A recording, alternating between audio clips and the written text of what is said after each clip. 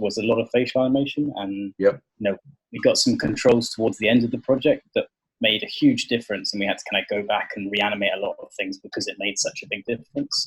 And if we'd had that earlier, it would have, maybe half the schedule, maybe. It's just something we discovered that we needed later on, and it made a big difference. Yeah. Well, Weta's facial rigs are pretty extensive. They're pretty full on,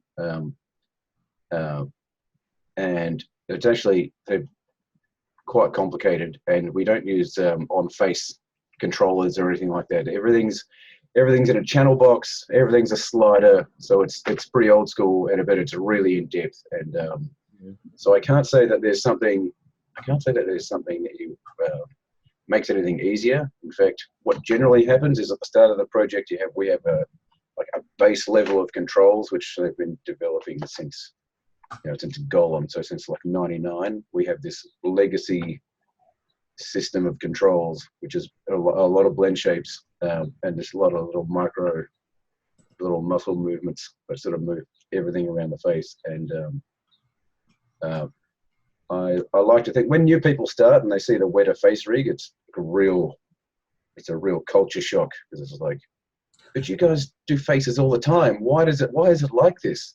It's like there's a system, and it's all about the building blocks of how you would build a facial performance. So our puppets are extremely complicated, and I can't say that there's stuff that is my go-to that I can't live without. Can't live without a jaw, essentially. Can't live without an eye control, but those are pretty basic things. So the answer to your question of what I can't live without, I could live without it being so complicated, but that's just not the world I live in.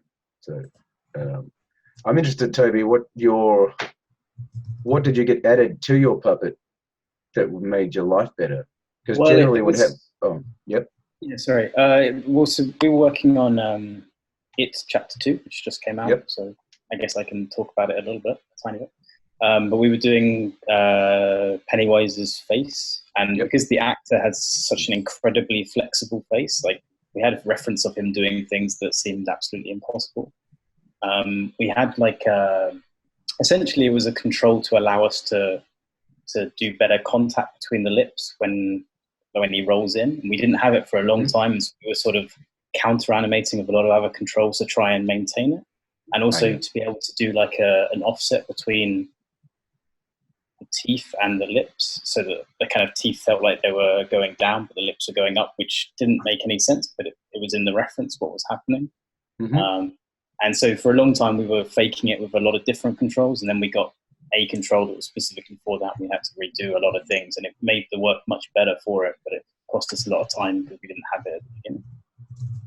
Yeah, well, that definitely happens with us a lot. So we start at the start of a project with our base level of controls, and looking at, we'll either have a scan of the actor or just a lot of reference, and you hope that you've nailed it, but what you find is over 6 months of production, things evolve, and all of a sudden you're getting animation into lighting and nothing quite lines up. Then you're going back to the base model, and you're going back to adjusting shapes and getting all those little nuances just right. It's definitely an evolving process.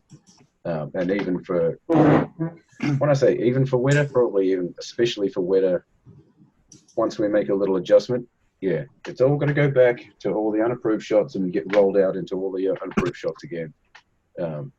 It's just a process. There's no way to automate it, because every little adjustment is, like an animator's still got to be in there and make sure that it still lines up to the performance that you're trying to aim for anyway. But we have got some new cool stuff which I don't in our face rig, which I don't think I can quite talk about, because what is it in? What's a movie coming out? Gemini Man. And I'm sure that the supervisor on Gemini Man wants to take all the glory and do all the talks about that. So I don't think I can talk about that. But it is cool. It's going to get rolled out to all our future face rigs. And it is a lot to do with that lip contacts, actually. A lot of auto driving, sort of lip pressing, which will be super cool. And I can't wait for that to be put into all the rigs eventually. Nice. But, I think cool. where the facial is still the best I've seen and used, like, going to other studios everywhere. They have the most complex and accurate, I think, in my opinion. It's quite complex, yes.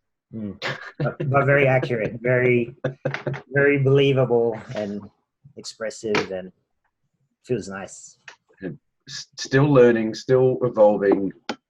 Every project still has its own unique challenges with facial rigs and animation.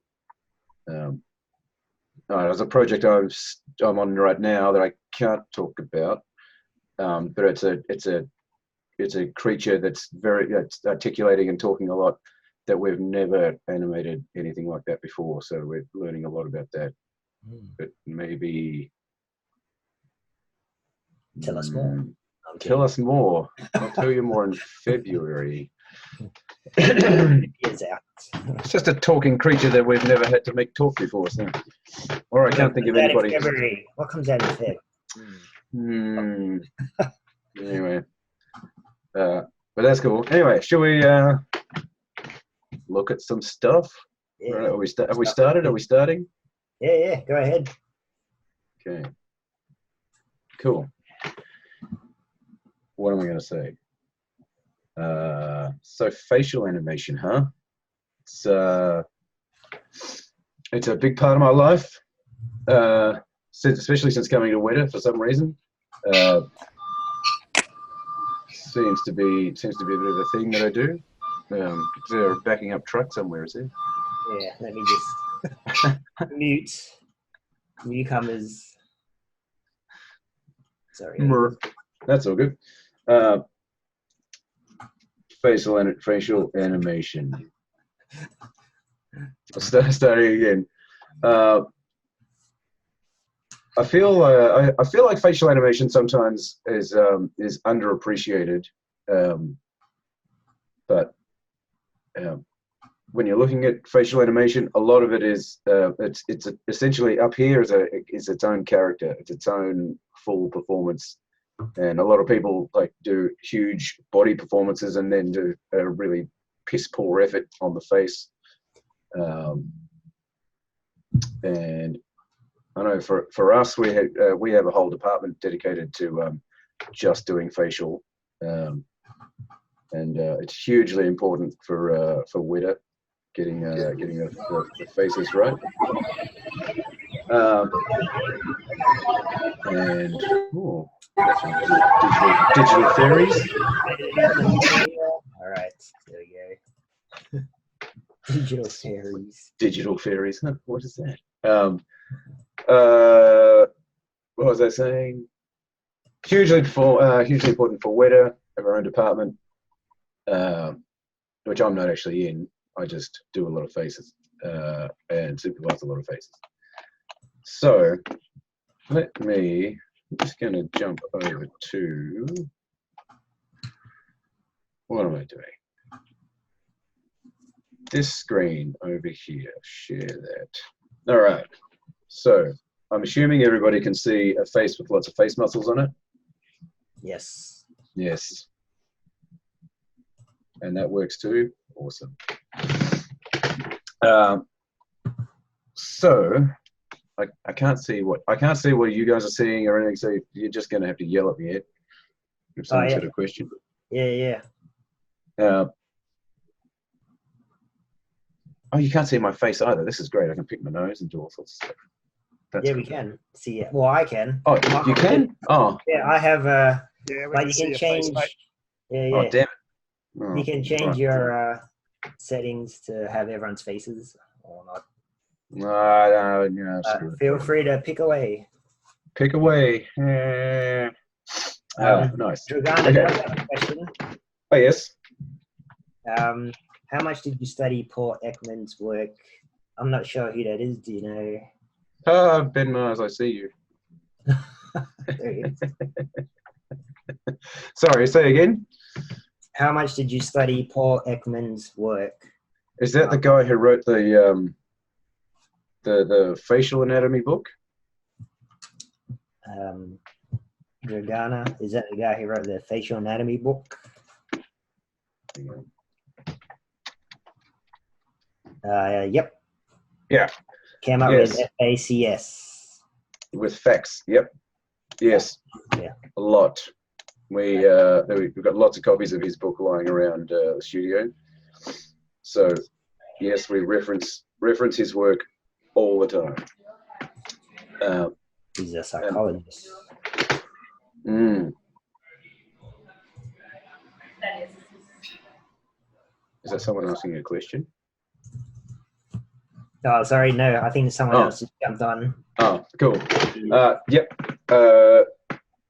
Our entire system is based on the FACS method, the FACS method, and well, it's loosely based on it. We call it FACS, but we've moved on from that a little bit, but we still refer to it as FACS. But essentially, the way that we work is when we're building face puppets and when we're when you're animating a face puppet, we're thinking about the musculature of what's driving the face shape, rather than we're not thinking, we don't look at the mouth and think, how do we make that, we don't want to think about wides and narrows. We're thinking about what muscle is pulling the cheek, pulling the corner of the mouth back, which one's driving it up, which one's, pulling it down, what muscle around the, what muscle here is driving this area to make the lip pull upwards, and when we're thinking about the brows, we're thinking about all these muscles up here and how they relate to pushing the skin around, rather than trying to make the end result of the eyebrow moving up or down. It's an inside-out process, thinking what muscle is driving that guy and how do we make that move? How do we make that work? So that's from a model's point of view and building a rig, and also from an animation point of view. The face is full of lots of crazy, weird muscles. And what I particularly like is that this eye area and this mouth area are actually both technically sphincters, and I just like to point that out whenever I can. Made up of 3 sphincters. Your face is made of 3 sphincters. Correct. There's 4 sphincters in your body, 3 of them in your face.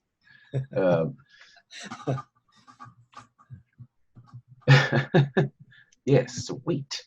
This is going really well. It's cool to see the muscle tendons like from the mouth there, like just the way it kind of converges in. All this like stuff. to see how it pulls it. I've never seen it like that before. Yeah, she's pretty wild. And there's heaps of cool stuff in there, because we get to the point where we're literally sitting in dailies and we're talking about things like the mentalis and the zygomatic, pullers, and things like the masseter, which is your chewing jaw clenching sort of area. Where's my favorite one? We call this, oh no, it's not on this one, sorry. That's actually the skin flap. But there's an area of skin that runs down here, that sort of nasal, that crease there, that we call the nasal labial fold.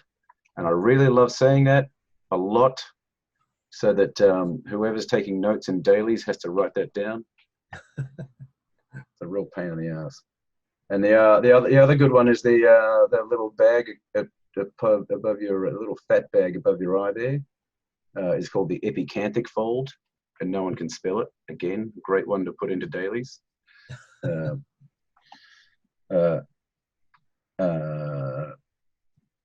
Other cool things that we put into our rigs, we put on a lot of time and effort into neck tension and the platysma areas around here. So this is just just trying to give you guys a brief overview of like where we're coming from when we're building rigs and what our level of understanding is about the face when we're building rigs, and then when we go into to animation. So I guess I'm just going to look at chuck up a clip, and we'll just have a look at what we think is happening with this guy. So what do we got? We got a little gorilla here. Oh yeah, nice big yawn. So if I was having to animate this, and I'm looking at this guy, and I've got this as a reference in my scene. First thing I'm doing is looking for what's the difference between what his base pose would be. So that his base pose is essentially, you know, my face comes into a shot and it's default. Like, what are the things that are not default on this guy? And that's actually hard to tell straight off the bat because he's got this lump here, which seems like that could just actually be his face. He's reasonably neutral. Reasonably neutral in this pose. Potentially has a little bit of eye tension through here. I'd say for him, this is a pretty, or her, geez, might be a her. I'd say for this little ape, that's probably their base face. And man, there you go. 10 frames in, we've already got the jaws come up. We've got a little bit of a chin raise, a little bit of a side swing, and the jaw just there. What else we got? Where was my keyframe? There. Got a little bit of lip raiser. Lips have just pressed together just slightly. Just in that few frames there. Lips pressed up. Gorillas and chimps don't actually really have cheeks, but I'm still going to call this a cheek raiser. A little bit of a cheek raise and a nostril wrinkle just here. What else have we done?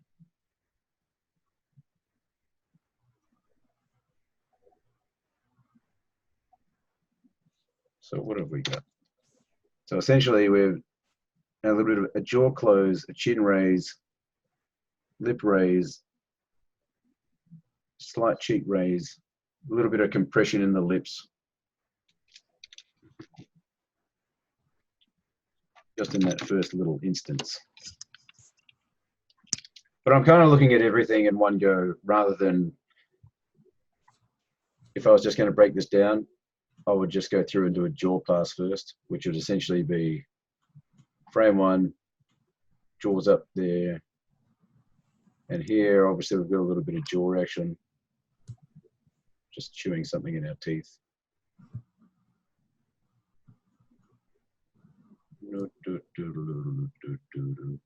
Would you do an eye pass first? Nah, jaw first. So jaws first. Yeah, so my process would be jaw first, then lip parts. So not a huge amount of lips unless it's super obvious. So as in, like, I wouldn't be getting into the lip corners too much unless it was part of the performance, which is like in here. where we're getting, going from this kind of jaw situation and detailed lip situation here. So this is a jaw open with lips pressed together and a negative funnel going on. So it's, oh yeah, you guys can see me, can't you? Mm-hmm. Yep. Yep. Jaw open, lips pressed together. Hopefully your rig's got a lip zipper so they stay together when you open the jaw, because that's always a pain when it doesn't. I would definitely be doing a lot more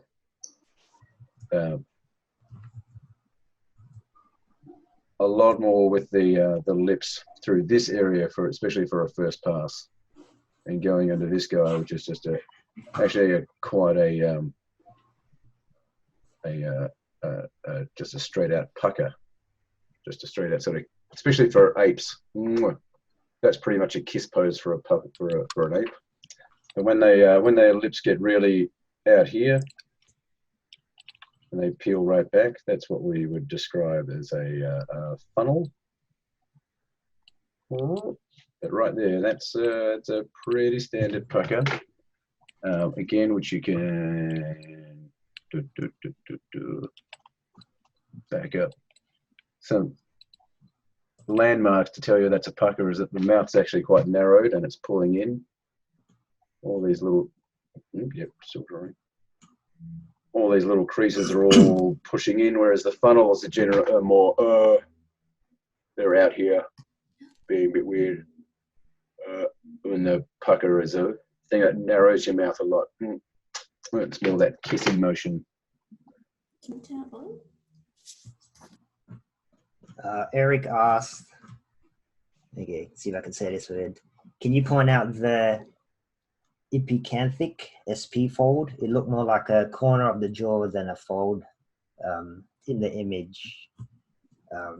Which one? The epicanthic fold or the nasal labial fold? The epicanthic fold. The epicanthic fold? It's this fat bag up here. Andy Serkis has got a great epicanthic fold. That's probably why I know what an epicanthic fold is. Thanks, Andy.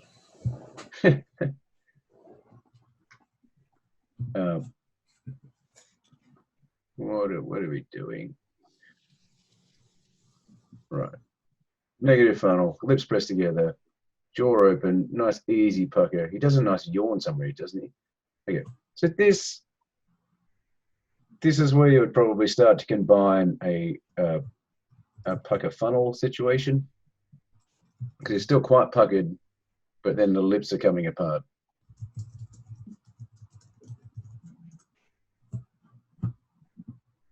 Yogesh asked, why do you do the mouth first? Mouth pass. It's kind of like where you do, if you're animating a body, start with the root, because everything sort of emanates from the root, and your jaw is like pretty much the root of all motion. And even if it's not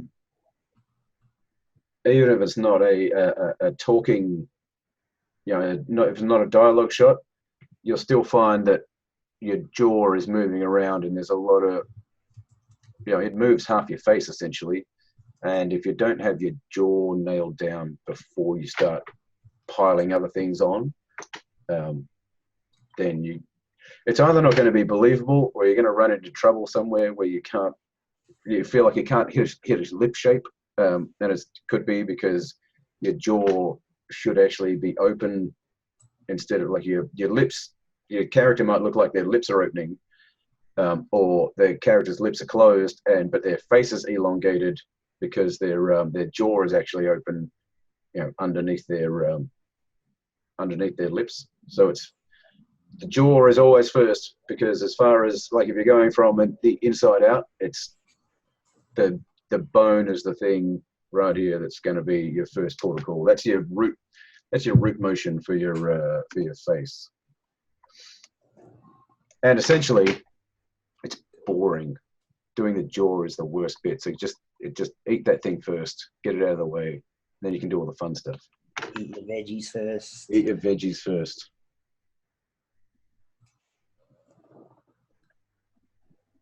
Cadell said, I usually have been directed to use lip sync as a polish process, but I take it you use it as part of your general process. Lip sync as a polish process. Not necessarily. I'm not a huge believer of well, okay. I feel like that's a bit of a two-part question, or a bit of a gotcha question, because I think it also depends on what your what kind of work environment you're in, what kind of show you're working on. Because if you're working on a TV series, an animated TV series, and you're busting out 30 seconds a week, then yeah, your lip sync's pretty much a polish pass, because you probably get one go at it and it's just got to be right, or it's just kind of just what it is.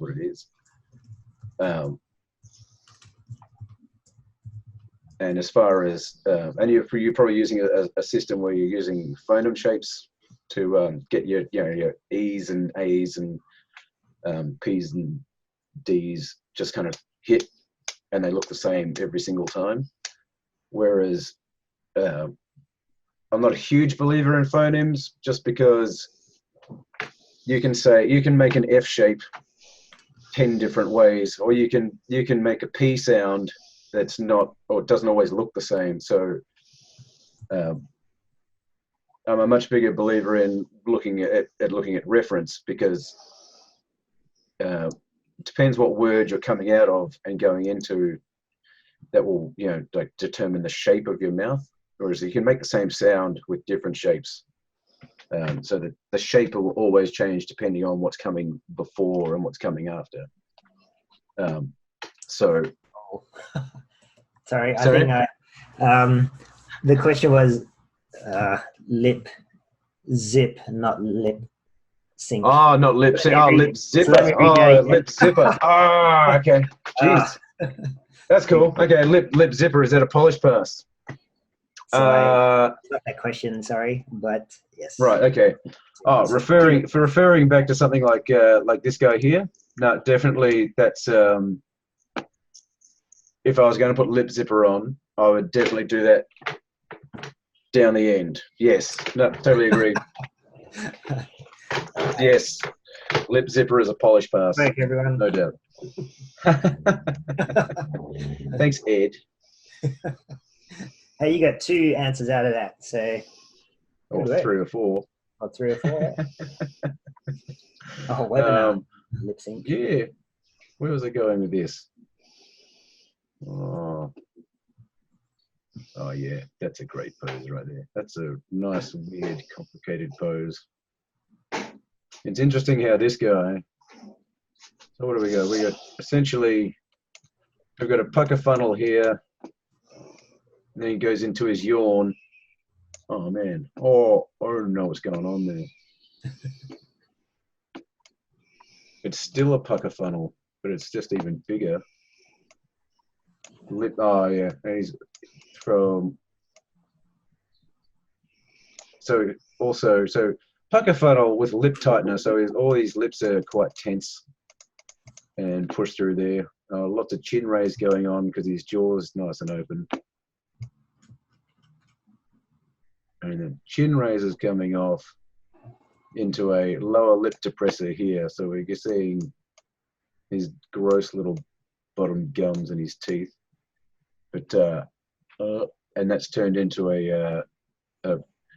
all the puckers come off at this point, but we've still got a little bit of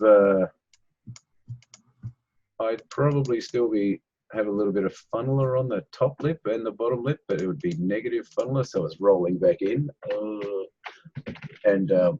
But he's all stretched out. So hopefully, potentially, your rig has got a lip stretcher, which is essentially one of these big muscles in here, pulling everything back through there. And generally, when you do that, that's probably his platysma firing through there, and probably has another one going through there. So he's got all this tension pulling back on his face skin, which is cool. Oh yeah. Oh, just through there you can see. So if you look here and here, here and here, you'll see his neck, those neck tendons firing through there, and that's his full stretch. When you get that, oh God, can you see that? Oh yeah, all through there. Super nice. That's cool stuff. Oh, and then, sorry, who asked the question about the lip zipper before? That was. It's okay, you don't have to remember. Way back. Trying to get this little pose up here without lips together or lip zipper or something through here would be pretty tough. There'd be a lot of counter animating going on here. But it's very cool, all that compression up through there, because that would be all your chin raises on, all your lip presses going, lip raiser.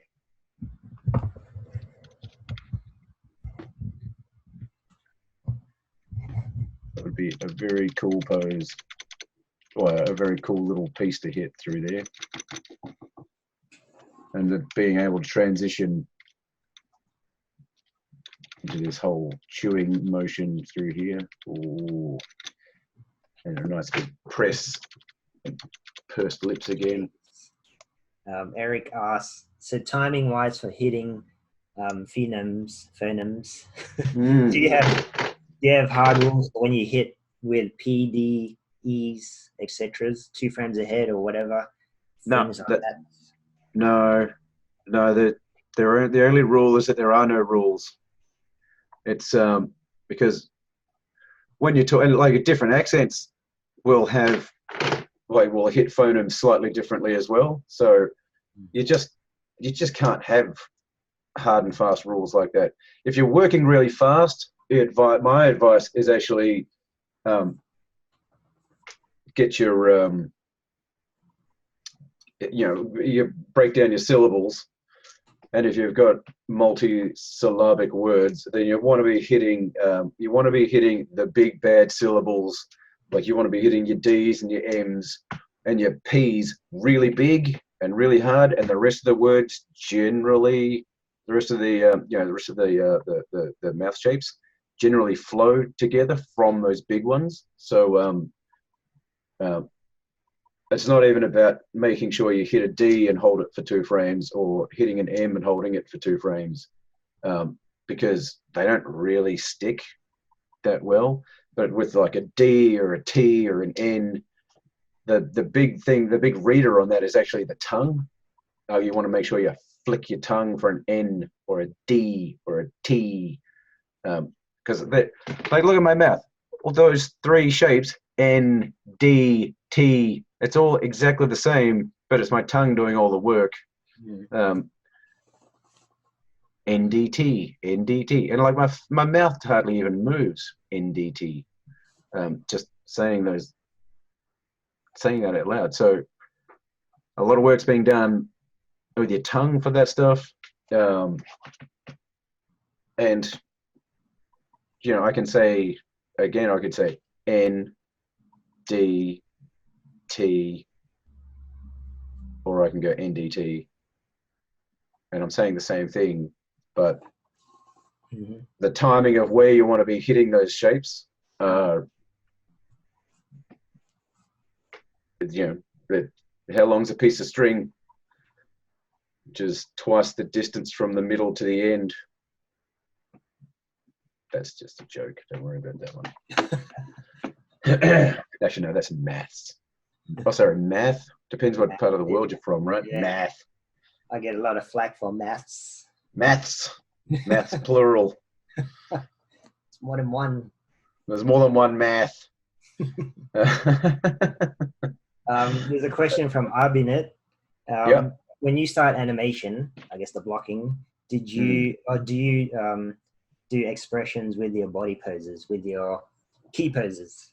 Do you combine them together? No, I don't. I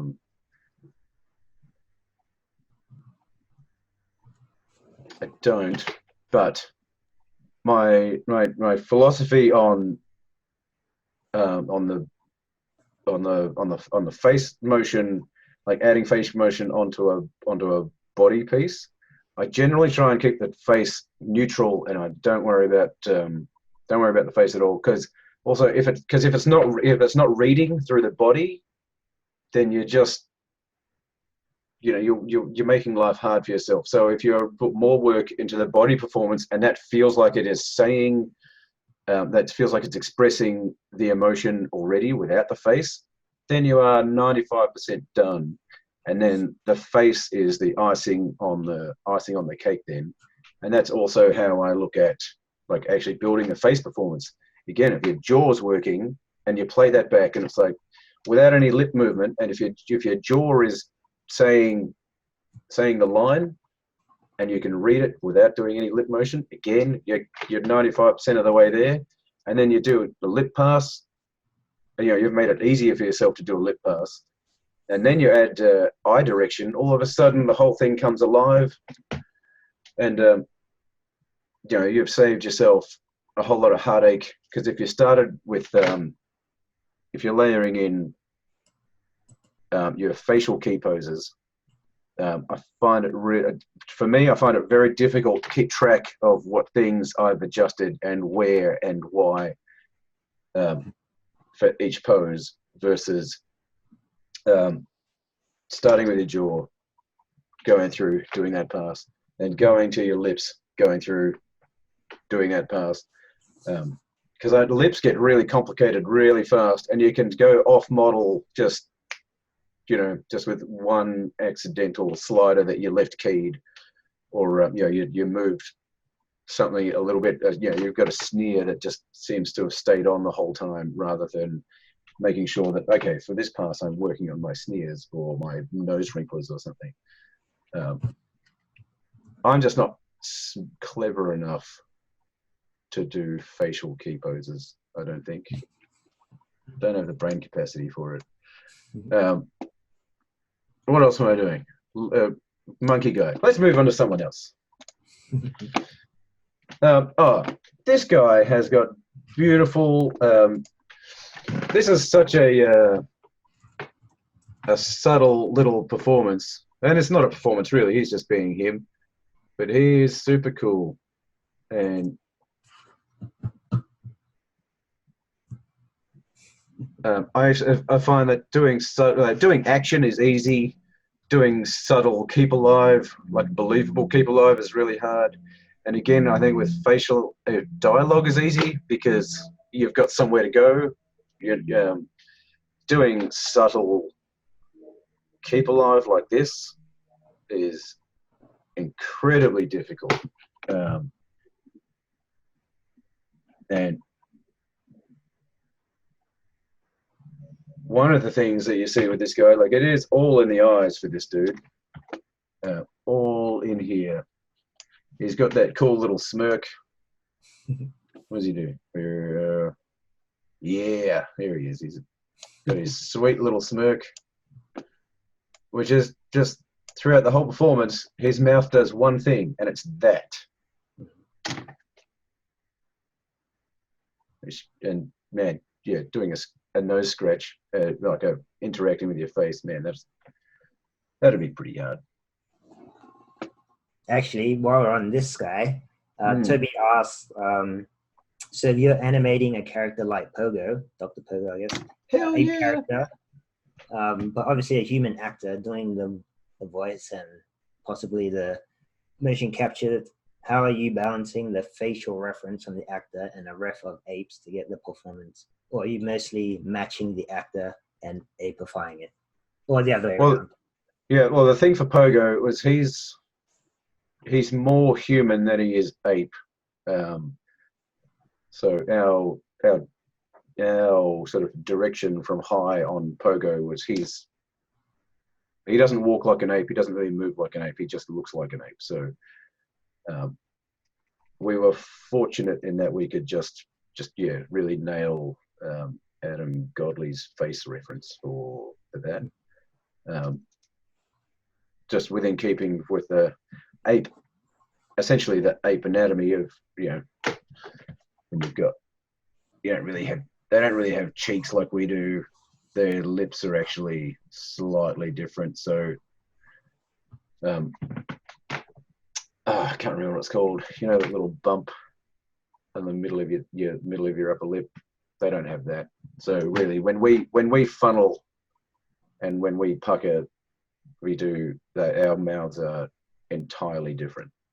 But for someone like Pogo, we can get away with that because we're just trying to copy a Filtrum. Filtrum. Cool. Did you Good Google work, that? Alicia. Oh no, Alicia mentioned it in the chat. Nice. Thanks, Alicia. Thanks for the save. She did the webinar last month with Goody. Oh, nice. Yeah. Yeah, this stuff. But yeah, for that, would say Planet of the Apes. That'd be a different approach, obviously, because they're more ape. Planet of the Apes was a hugely different approach because we had to stay a lot more in keeping with actual ape anatomy because they weren't magical. Well, no, they were magical apes because they talked, but they weren't. They learned to talk from being real apes. So their evolution and the things that Joe Lettieri, who's the head of Weta, and the Matt Reeves, who was directing the last couple of Planet of the Apes, they really wanted the apes to be evolving with each film, but coming from a place of, 10 years ago they couldn't talk, and now they can. So they're not. I mean, like Caesar's performance in the last movie, he was quite articulate. He'd come a long way. He'd been talking for a long time now. But a lot of the background apes who were talking, of which there were very little, they were still quite rough and they were very guttural, and we were trying to still make that feel like a believable situation as much as you could. Maurice talked in the last one, didn't he? Yeah, that happened. With words? That's cool. Yeah, words. Yeah. Yeah. Sorry, I supervised that scene. It was tough. I love that movie. It's so good. Which one? The last one? Yeah, Wall was great. Yeah, it's pretty sweet. Yeah, good trilogy. Yeah, I think the second one was my favorite one, I think. Mm.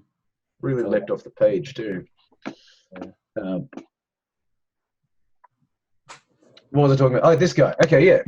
Eyes. Keep alive with the eyes. Actually, that's a good point. I'm not sure how you guys feel about when you're doing eyes, but I'm a big believer in keeping your eye in world space, and because your eyes just never sort of wander around in local space doing, attached to your head ever. You're always locked on something. They're always looking at something, and even if you are looking to the side, this is probably where I have a rule. Eye darts are 2 frames max, because if you're looking at an eyeball, this thing's probably, I don't think, so he's got lots of little micro movements happening, and I suspect that he probably doesn't have a 2-frame eye dart in this whole thing. That's a big one.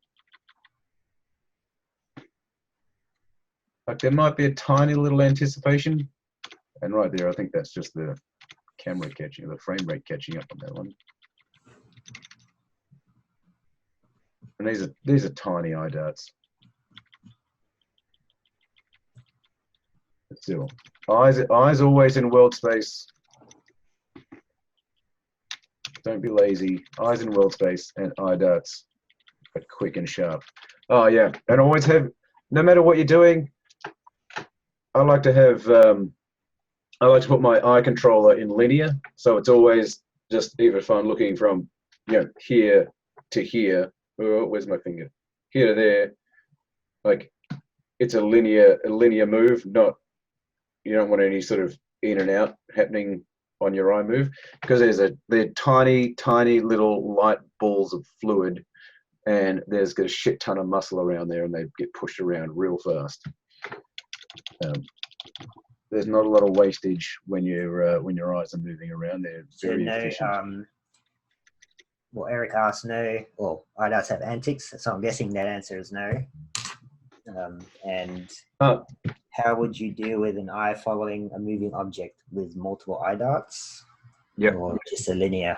You can lock onto something. You can, if your eyes are locked onto something moving, sure, you can follow something, but I would still animate that manually. I wouldn't constrain my my eye controller to that thing that I'm looking at.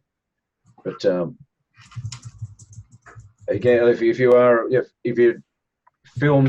filmed yourself really close up and you tried to watch a plane take off, I bet you your eyes are still ticking along. Then, because you'll be looking and you'll have little jagged moments when your eyes are just ticking. As far as anticipations for eye darts, that's kind of a tough one, because your eye darts are actually like anticipations for other things. So you're actually, when you do a blink, there's probably a little eye dart that anticipates your blink. And actually blinking is also where, when your eyes close, that's probably when your eyes go into a more of a autopilot, and your eye will be here, and when your eye closes, it'll rotate down. And it depends, if you do a slow blink, your eyes will slow down and do that little roll there. Oh, excuse me. But even when your eyes are closed, you're still eye darting. You see when their eyes are closed and they're thinking, or if, you know, people who are in REM sleep and they're dreaming and their eyes are buzzing and you can see it rolling around behind the skin. That's actually an amazing thing to do as an animator, to keep your character alive if they're sitting there, eyes closed, being able to roll your eyeballs around, and if your rig supports having little flesh movement with your eyeballs, awesome way to keep your character alive. Yeah, I've got another. Would eye darts, I guess they come from your thoughts? Would they lead the head, like head direction? Yeah, generally. Yeah, you generally don't turn your head and then leave your eyes behind to catch up. If your head's turning, your eye is generally leading what you're doing. Except, actually, I haven't actually checked this out. I'm probably going to say something totally wrong. Except if you're a dog. Oh, except this dog's totally doing it on the first frame. Debunked. Generally, things like predators, dogs and big cats, they, it's just got, audio. Dogs and big cats, their heads and their eyes are pretty, generally reasonably locked, because dogs are always hungry, so they're always just looking at whatever they're going to eat. How do I turn the audio off? This is going to. There's a little Got icon at the bottom. Got it. Although this doggy does the thing. Yeah. Interesting things are, okay, hang on. Man, I'm just going to jump all around. Whatever, doesn't matter. Interesting things about dogs, and when they do, when they look to the sides, because they do.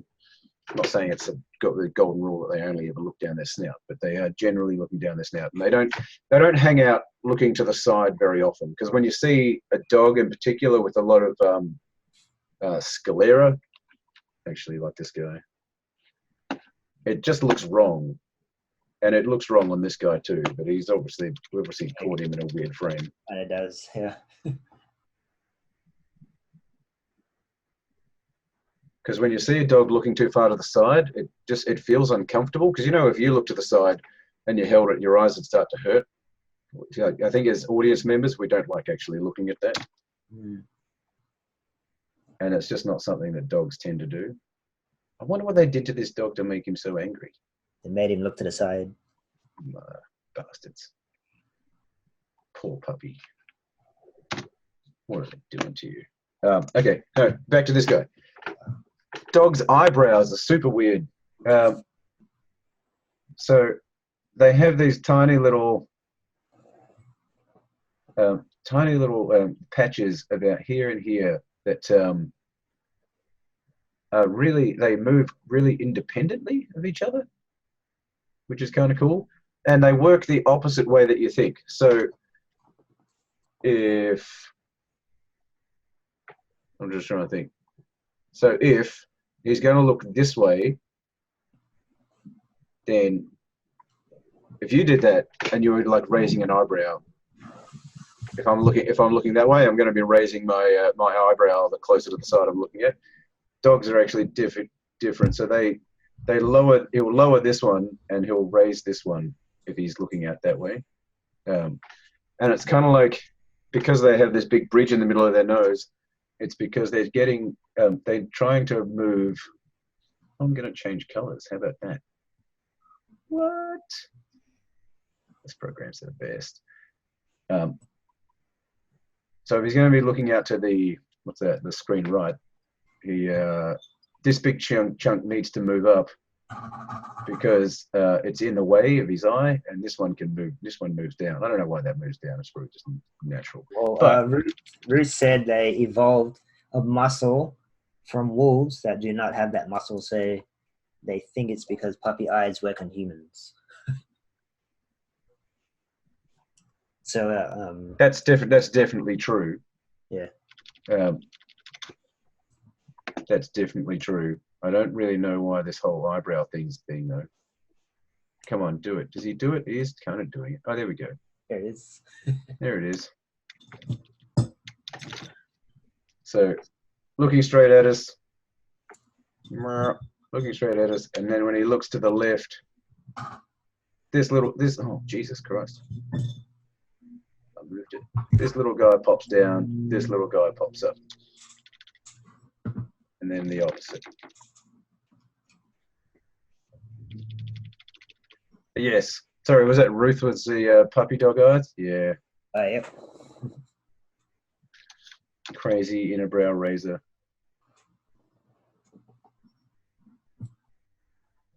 Puppy dog eyes.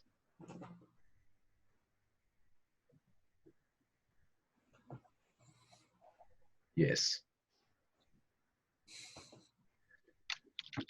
And it's amazing how we put our own thoughts onto dogs when all they're really thinking is, I'm hungry and I need to take a poo. Yeah. Cool. Here's another cool one. Tigers and big cats quite interesting, and it's quite interesting in this clip where this guy seems kind of neutral. He's just licking his face, and here, like he's just been licking his face, and he's just kind of sneering, just to put his tongue back in his face. But if you took a still from that, you'd think, oh, he's angry and he wants to go me. Just because of how his face works with these nice big snarly bits. And essentially he's just doing a yawn.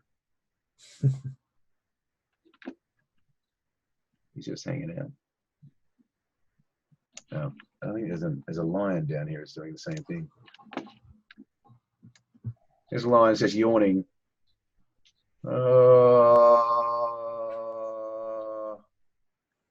And then all of a sudden, once the teeth come out, you think, oh, that looks a bit ferocious. That is, yeah, still frame of that, and you don't really want to get near that, but really he's just a big cuddly lion just having a yawn.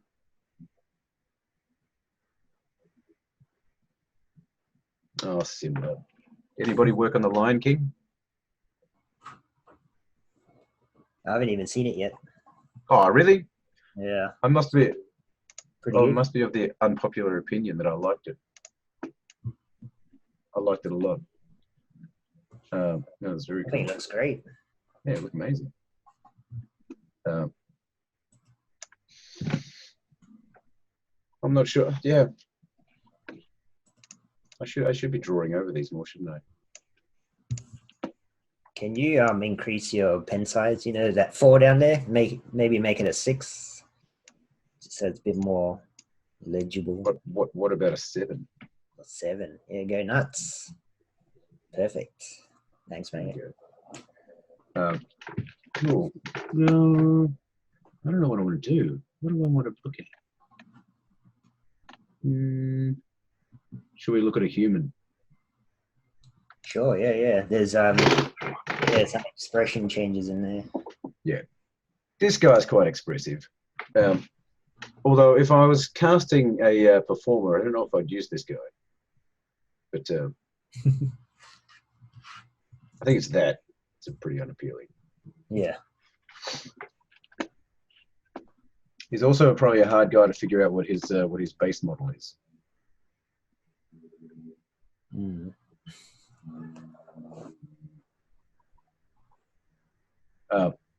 But this guy is a good example and a bad example of what to do with your brows. So a lot of eyebrow motion is. Well, I think a lot of people make the potential error of overdoing their eyebrows, whereas they don't actually move that much, or if they get into a pose, they just kind of stick there. So, you know, I'm here and I'm talking, and my brows are I'm just in a pose. This is just how my brows are going to stick until I have another thought, and then I change my thought, and my brows just popped up. I'm over exaggerating, but when I'm just talking to people, just generally, there's not a lot going on with my brows. Whereas this guy is this guy gets a bit full on. Oh, hang on, I need my glasses back on.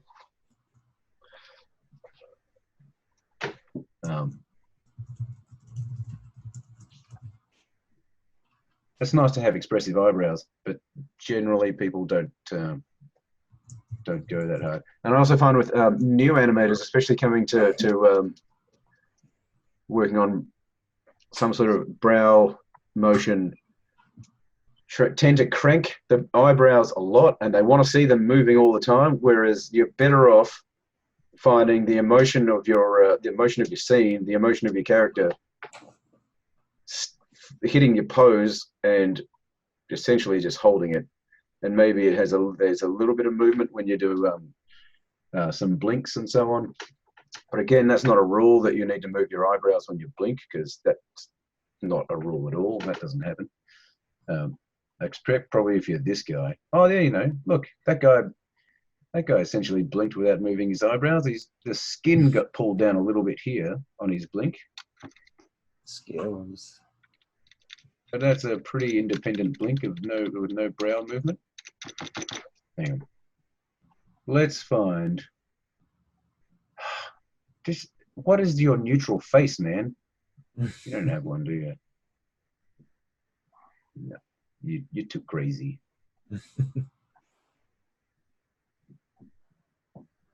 Okay. If I was looking at this face and I had the Weta face rig at my disposal, I look at this guy,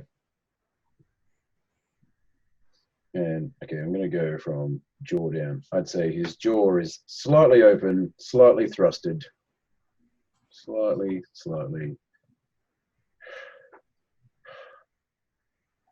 What's that mouth doing? Maybe a tiny little bit of lip corner depressor.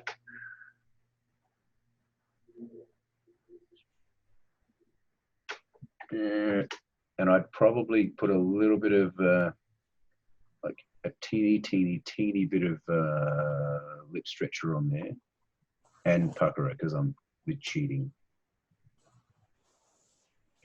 I would lip stretch to get a little bit of this gel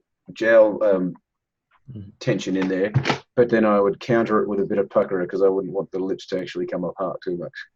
So I'd totally stretch and then pucker, and it would cheat, and you would get this little a little bit of fake tension in there. And I think that's his bottom teeth. Yeah. So you wouldn't actually need to do a lot with the mouth at all. It's actually more just the corners, mushing it around a little bit. I'd probably do a slight negative on like the nostril dilation, so it's pulling down. And then his eyes, I'd crank his eyes open a little bit, so his neutral eye probably be normally somewhere around there, his eyelid. And so his eyes probably going into the, it's over open, pushing up under his little fat bag there. And his brow hasn't moved a lot, except so with the mouth, I guess on humans, they'd pull a lot of the cheek and under the cheek, under the eye, or is that more around the eye and the eyebrows, if you know what I mean? Like, they all influence each other, obviously, but yeah, like you're pulling the mouth and you end up pulling some of the cheek. But then if you're doing eye stuff, how much is that going to pull the cheek? Like, which one influences more? Well, that's actually that's more process than thinking about what's pulling more. Because you're right, like right in the middle here, that's getting influenced by essentially your what's pulling your lip up here would be what's essentially making your cheek push up. So your eye doesn't actually have a huge amount of influence over what's happening down here. That's more like I can blink and move my eyes around without my cheeks being affected at all, really. But if I raise my lip, that makes this bunchy area just push up there. So, and if I wrinkle my nose, that's making all this area. If I wrinkle my nose up, then you're getting a lot of influence up here. And same if you're pushing your nose down, this tends to all that area tends to flatten out.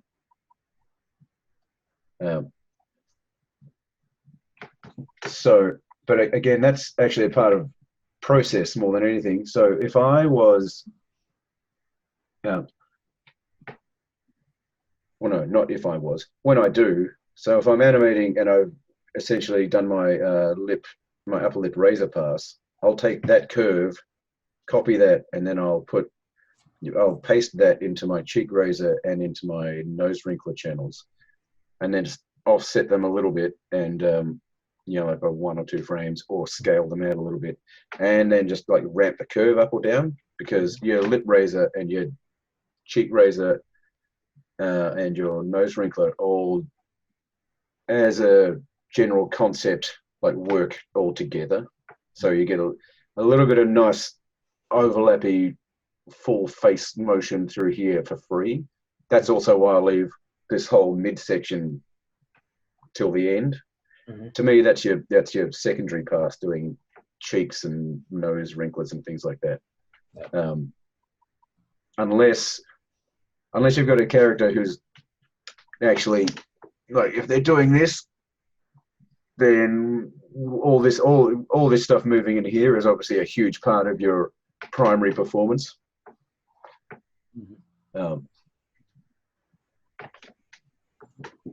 Eric asks, are there any rules for what to lead with the brows? He's heard inner brows for internal emotional reaction and outers for a more reactive surprise. Do you find that's true? When you say lead with, do you mean move first? Yeah, I guess so. Yeah, essentially, that's what it feels like. Yeah. Yes. I definitely agree with the intent, the outcome, that inner brows are a lot more emotional and outer brows are a lot more reactive. I absolutely agree with that. what moves first.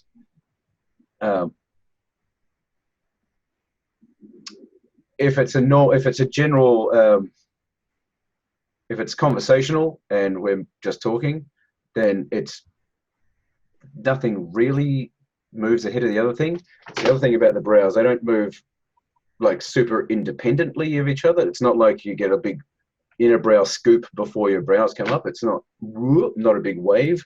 And also your left brow and your right brow will change at the same time. So you're not, oh, my left brow is going up and my right brow follows.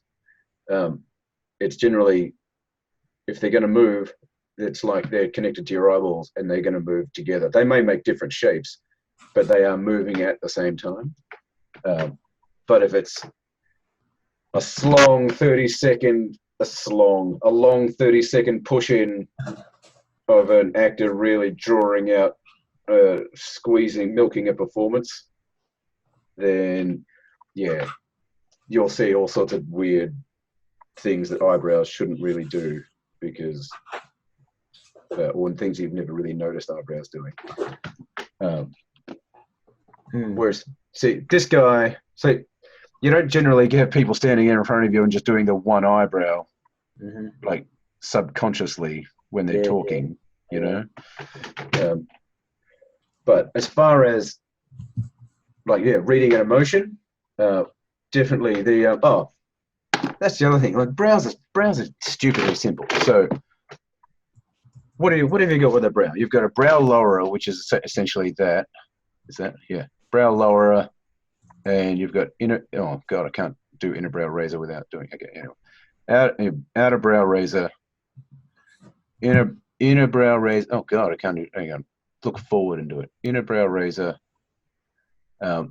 That's pretty much it. Inner brow razor, outer brow razor, brow lowerer, but then procerus, which is actually this big bit of meat right in the middle, and that's procerus is the angry one, whereas it's actually brow lowerer does most of the work. So brow lowerer is your oh that's interesting. Oh wow, that's way too subtle. Hang on, can I get closer? Brow lowerer is that sort of subtle brow lowerer, but then everything's like for emotional purposes, everything sort of stems off your brow lowerer. So I'm lowered, but now I'm concerned because I've got brow lowerer on and inner brow razor. But then if I go from that to I've still brow lowered. Oh god, this hurts. Brow lowered, inner brow razor, outer brow razor, while still brow lowered. I'm worried. I'm concerned. But then if I'm just inner brow razor, outer brow razor, I'm surprised. Or outer brow razor, I'm maniacal for some reason. Eyebrows are actually kind of simple, and you don't want to. I don't think you want to overdo your eyebrows. You just they're subtle creatures, subtle furry caterpillars. Eyebrows. Yeah. See this guy right here. I think this guy has just actually got a little bit of like a teeny tiny bit of brow lower on. He just looks a bit weird and deranged. And then here, this guy, that's essentially just outer brow razor. Whoa, cranked outer brow razor. He hasn't even really gone to inner brow razor. Oh, there you go. Hang on. That's outer brow razor. Oh, and now that's just the slightest of inner brow razor just there. Like that's his max. He's maxed out. Yeah. Does he come back down? Hey! But it's interesting how like that's his maxed out. He's got this weird, deranged look, and his eyes are pinging. His eyebrows are all the way up, and essentially we just add some cheek razor, some crow's feet. A little bit of squint, and starting to pull those lip corners up, and all of a sudden he's a happy guy, but he's still got his cranked up eyebrows.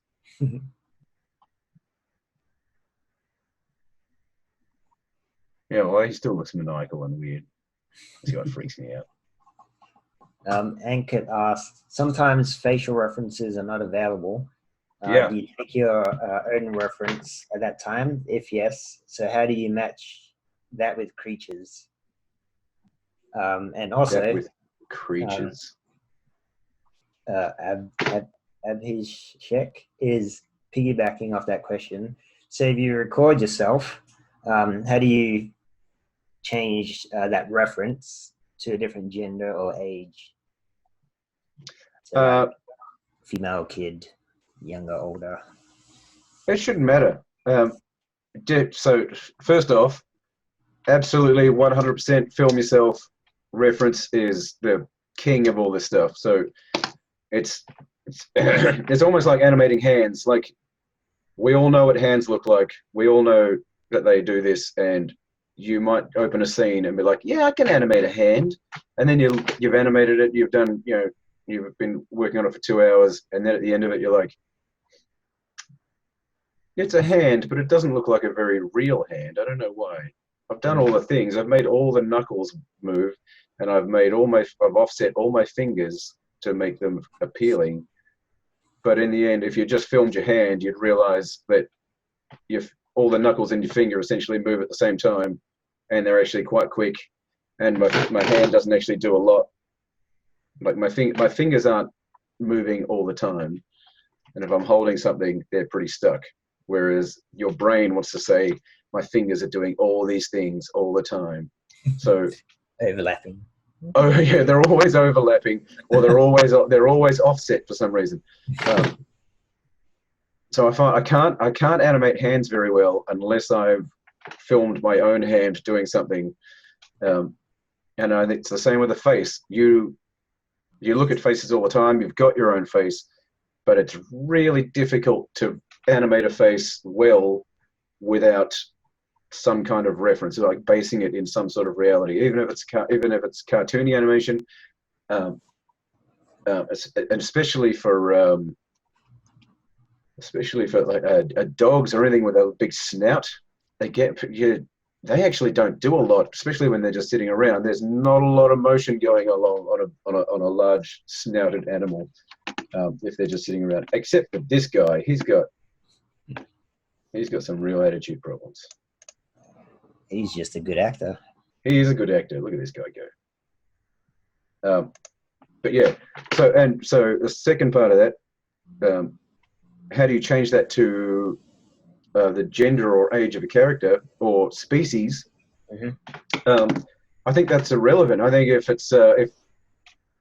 it's more important that you believe your performance and you give the performance, because we're animators, but really we're actors, and you should just commit to the performance, and that it doesn't actually matter what the gender of the creature you're trying to put it onto. You just need to give a genuine performance, and that will come through in your work. Whether it's a dog, whether it's a child, whether it's an old lady, because you don't want to phone in a performance. You want to, like when you're shooting reference with body reference, again, like you don't want to half-ass it, because then it'll look half-assed. You need to feel inside that, you know what, I am that little girl, and I'm going to nail the shit out of this face reference. You just need to be it. And then that will come through, and you'll see it, and everyone will go, wow, that's amazing. How did you do that? Reference. Always reference. Because you'll never understand the frequency of an eye dart unless you are looking at a reference of eye darts. It's true. Yeah, something I push as well to my students: just shoot lots of reference, or find lots of reference, and just cobble it together. You can never have enough. No, absolutely not. And just finding if you've got 12 frames of a reference that you really love, but the rest of it's shit, that's fine. You use that 12 frames, and then you get you get the next bit from somewhere else that you like, and it's bridging the gaps. That's the hard bit. Yes, connecting. Once you have reference that works, that's a gift. It's when you really don't have anything, and you're animating a character that's got Some 7 imagination. legs. Yeah. Or if it's got 5 eyeballs, you're like, all right, do they all blink at the same time? That's when you've got to come up with some weird stuff. I've animated a character with 10 eyeballs. Oh yeah, was that Rest in Pieces, or was it? Yeah, R.I.P.D. Yeah. That's right. I remember that. R.I.P. Oh, some careers died on that movie. Got to start somewhere. So, do you have any pet peeves that you see in a lot of other people's performances, animations from Marcus? Yep. Is this Marcus from Weta? Marcus T? Marcus T, is it? Yeah, there's a Marcus T. Oh, Mark, I'm not going to incriminate you, mate. What do you do? Oh, no, it's different. He said, unfortunately not. Oh, okay. Yeah, I don't believe it.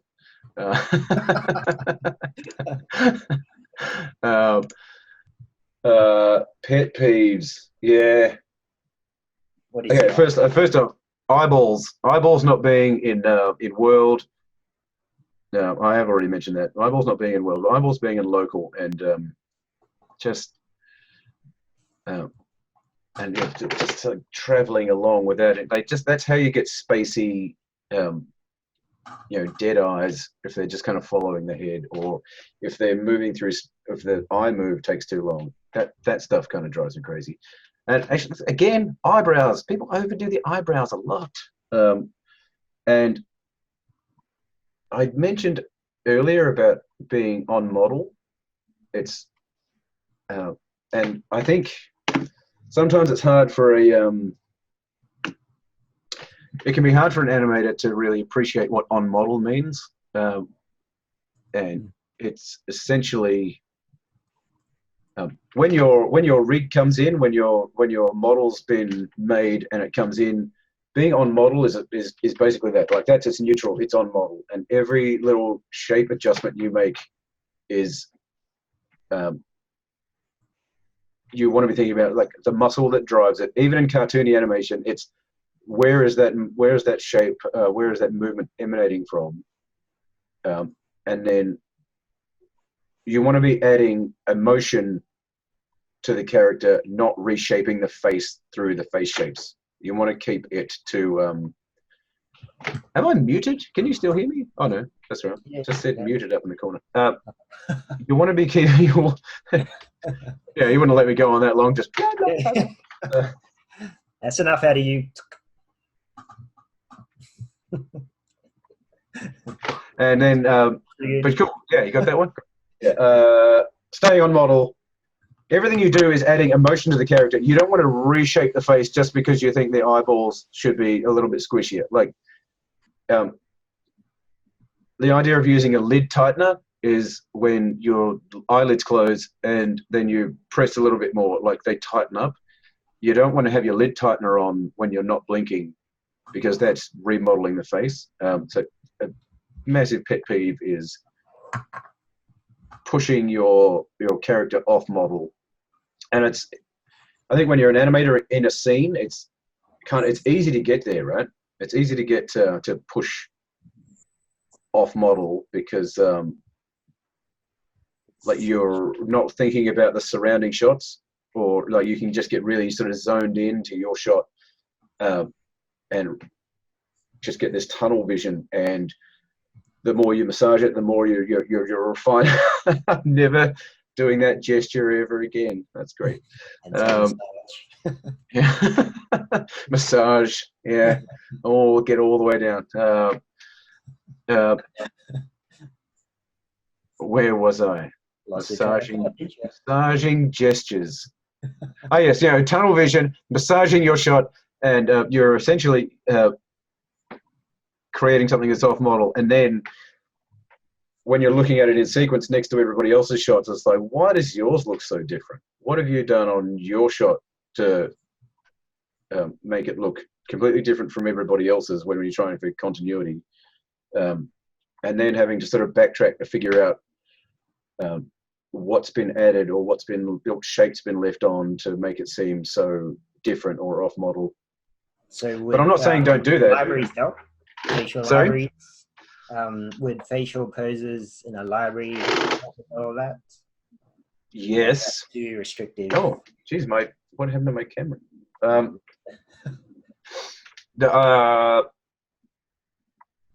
Library poses can be really cool, but as a starting point, not as an end point. Because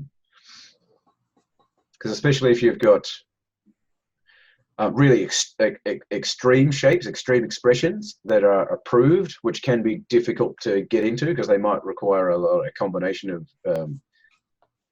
all sorts of things, like with temporalis tension up here, and if you're in a rage pose and your mouth's fully open and fully stretched, and what combination of lip part pieces did you use to pull everything back?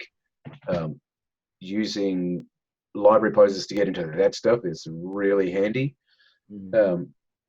But when it's more subtle stuff, not necessarily, because my personal feeling is that you should be able to hit 90% of poses with actually just touching it all very gently. What other pet peeves have I got? Too many. Yeah, just common mistakes, right? There's a few. Yeah, I'm pretty. Yeah, I'm not a nice person though, so I've got lots of pet peeves. So I'm going to show you guys a